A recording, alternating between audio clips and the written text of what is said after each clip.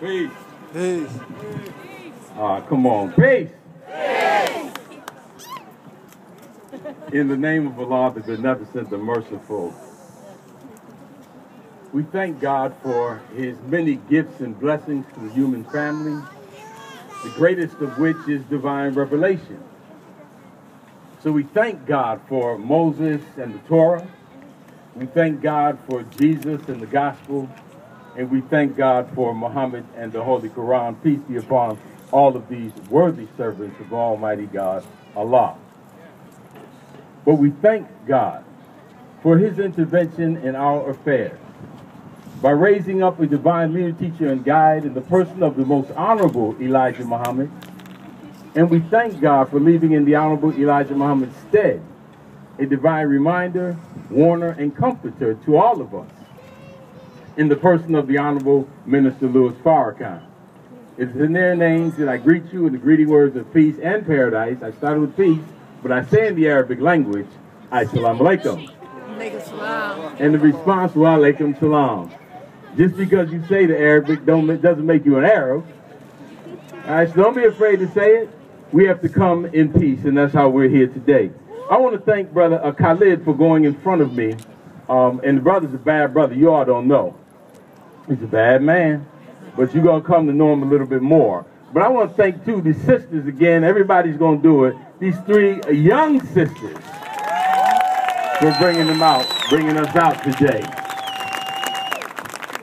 You don't know how proud I am, because we went through some stuff here trying to get this thing together. You don't know how proud I am of them. And as I was marching, Zanetta Green, boo-hoo, I'm calling her out, putting her on blast. And Twiggy right behind her, getting ready to cry. And I'm in front of them, next to them, looking ugly, about to cry too. I'm like, don't start, don't start, don't start. Because I'm so proud of these sisters, but proud of you all too for coming out, because you didn't have to come out.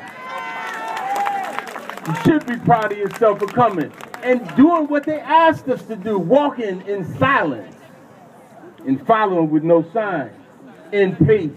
Brothers and sisters from all over, all sides of town coming down, but we're going to end this in peace. We're going to go home. So that on the front page of the Post, they're not going to say, you know, the Negroes went down in peace, and guess what happened? And they're going to be like, we knew it, we knew it. Or we going to fool them, just like we did on October 16th, 1995, when Minister Farrakhan called 1 million black men to Washington, D.C. We had nothing but peace that day. And at the end of that, we said, to God be the glory. I thank God for Frank Fowler and his presence here in the city today, and the leadership of the city for allowing this today. I got to tell you before, I'm going to read my speech, actually. There's some stuff, not read it, but there's some stuff I want to share with you before I go. But I want to thank the clergy, too. You all, I'm going to get to this in my speech, but it means a lot when the clergy can come together. The Muslims and the Christians and the Jews and all can come together. Man, there's some new stuff here. There's some new stuff here in Syracuse. And we need to recognize and get with the program. So with that said, let me get to my words that I want to share with you. There's really three simple things I want to share. One is I want to, actually before I start that, let me tell you, this is some crazy stuff. My father is from Sanford, Florida. His daddy from Sanford, Florida. Her family from, we all might be cousins. My cousin, Sanford, Florida. Right? And now here we are, talking about a brother from Sanford, Florida. That brother could have been any one of us. But we're here today instead of where he is. In addition, here's my connection. Many of you don't know this. Some of the old heads know it. Excuse me for referring to you as old heads. That my stepbrother, Jeremiah Mitchell, was killed in 1970 on the west side by a police officer, 17 years old. So I know the pain of the Martin family. It's not something new to us. But if we had done what we needed to do then, maybe we wouldn't be where we are now. But we're going to do all we can not to be in this same place 30 years from now. Is that right? That's right. All right, let me give you this.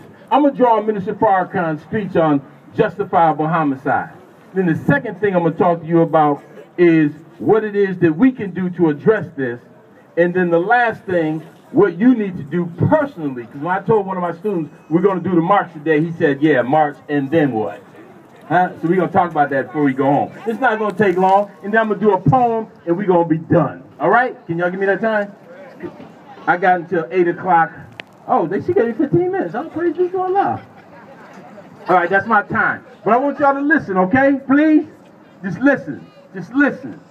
Share it with you. Probably, you know, it's not like Khaled's speech. Khaled covered some of the most important stuff. I'm going to bring it from a little different way, but I hope you will appreciate the words of the Honorable Minister Louis Farrakhan to us. It's in a book. It's from a speech from 2007, 5 years ago. And he put it in a book called Justifiable Homicide, Black Youth in Peril. It's in a book, and I'm not here to push the book. I'm here to give you the word that God has given Minister Farrakhan to you and me. Here we go. In Chicago recently, 2007, a young black brother was shot down by the police, and the parents are aggrieved. The police said the young brother was running and had something in his hands, but the witnesses would tell you he didn't have anything in his hands. He was just shot down. And the body of persons in the deliberative process, the DA's office, etc., I just add that, to determine the facts that is supposed to address this, just says, well, we'll look into it. But when they look into it, the verdict comes back as another dead Negro, justifiable homicide. Minister Farrakhan, 2007. Johnny Gamage, 1995. Trayvon Martin, 2012. There's a pattern here. Minister Farrakhan again. Injustice, as I said in the Holy Day of Atonement speech from Atlanta on October 16th, brings its natural response no matter how long it takes. Injustice has to be answered by justice. Justice demands that what a man sows, he must eventually reap. Jesus said it well. Did he say that those who live by the sword will die by marches? He didn't say that. Did he say those who live by the sword will die by massive protests? He didn't say that. Did he say that those who live by the sword will die by prayers in front of public buildings and kneeling and begging and pleading? He didn't say that. What did he say? Jesus said those who kill by the sword will die by the very sword that they use to kill others. Now, we want to send that message to the enemies of our community, but we got to send that message within our community as well. What you do today is going to come back on you tomorrow. There's no escaping that reality. Minister Farrakhan continues. Is there sacredness and value to human life? Listen to me carefully, young brothers and sisters. Is there only sacredness and value to white life and not to brown, red, and black life? Is there value to a dog in this society and yet no value on the life of a human being such that people can go to jail for mistreating a dog? And the same person who kills a black youth can go home to dinner with his children with no feeling of having done something wrong. Because in his own heart and mind, he did society a favor by killing another black person. Minister Farrakhan asked the question, what do you think God has to say about this? That's him. End of quote. That's from Justifiable Homicide. So I say that seems to be the thinking of Zimmerman in Trayvon Martin's case. Right? That he could kill this young man, did the neighborhood a favor by taking him out, goes home to dinner, has dinner, and no thought about the wrong that he did to this brother, to his family, to our community in Florida, New York, California, and wherever. But I gotta say, as Brother Khaled said, that's some of our thinking too. When you can go and shoot at somebody's mother's house, their grandmother's house, their van when the baby's in there. We don't care about what we did to a life because we see them as our enemy. It's unexcusable. Second point, almost there. What is the way of addressing this? Minister Farrakhan says we have to take on the mind of God. We have to always look for the best in people. We got to do this in the black community. I'm going to draw on the scripture that Minister Farrakhan gave us for the Million Man March. And that comes from 2 Chronicles 7:14. And this is how it reads. If my people, which are called by my name, would humble themselves and pray, and seek my face, and turn from their wicked ways, then will I hear from heaven, forgive their sin, and heal their land. See, we got some work to do, brothers and sisters. We can't wait till somebody white kills one of us and we want to come together and talk about what needs to be done. It is too late for it then. This stuff that we have to do in the scriptures, 2 Chronicles 7:14, lets us know specifically what it is we must do. But here's the piece I want to draw on for what we're doing today. The piece that says, and seek my face. Seek the face of God in everything you do. No matter what happens in your life, you got to ask the question, where's God in this?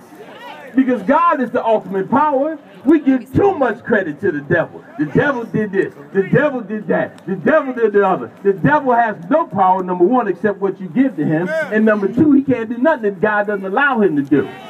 So the devil is not the power. God is the power. And if the devil is allowed to do something, you got to ask God, why did you allow him to do it? And then in that is the lesson. When you see somebody that you can't stand, and some of us can't stand people just because we're looking at them. I can't stand them. Why not? I don't know. I just don't like her. Crazy stuff. Well, start looking for God in them. Yes, they got a whole lot of craziness going on. They doing all kind of bad stuff, but they got God in them. God has deposited himself in that person. Stop looking for the worst and begin to look for the best in them. When you start looking for God, believe me, you will see him. He will manifest his face for you. And the person that is your worst enemy might just become your best friend. So seek God. That's what we need to do going out of here. Last point. We got to do something, brothers and sisters. Stop sitting at home watching Basketball Wives and that crazy, what's them bad girls? Yes, crazy stuff. That reality. You got enough reality in your own life to bring somebody else's drama in your house. Stop. Craziness. And they put that on the TV to keep you diverted off the work that you need to do, because God is bringing his reality in the world. This is the Messianic millennium.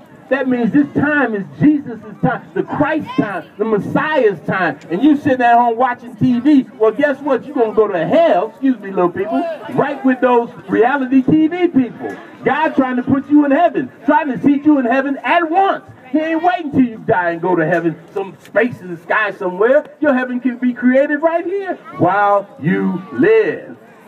Stop worrying about all those crazy stuff that's going on. But here's what you can do with the extra time that you have. Minister Farrakhan told us in 1995, the brothers that were at the Million Man March, you know what I'm about to say, and you know that it's true. Minister Farrakhan didn't say, go back and join the Nation of Islam. Minister Farrakhan didn't use that occasion as a recruitment for the Nation of Islam to swell his ranks, to develop his leadership. He did not do that. He told us, and I'm going to quote him, so, my beloved brothers and sisters, here's what we would like you to do. Every one of you, my dear brothers, when you go home, here's what I want you to do. We must belong to some organization that is working for and in the interest of the upliftment and liberation of our people. That's what Farrakhan said. He said, go back, join the NAACP if you want to. Join the Urban League. Join the All-African People's Revolutionary Party. Join us. Join the Nation of Islam, he says, if you want to. Join PUSH. Join the Congress of Racial Equality. Join the SCLC, the Southern Christian Leadership Conference. He ain't say it then, but join NAN, the National Action Network. I put that in. Join them. But we must become a totally organized people, and the only way we can do that is to become a part of some organization that is working for the uplift of our people. Minister Farrakhan. Now, I'm gonna close with this that he said. We must keep the local organizing committees that made this event, the Million Man March, possible. We must keep them together, and then all of us as leaders, must stay together and make the National African American Leadership Summit inclusive of all of us, Muslim, Christian, otherwise. got to do that. I know the NAACP did not officially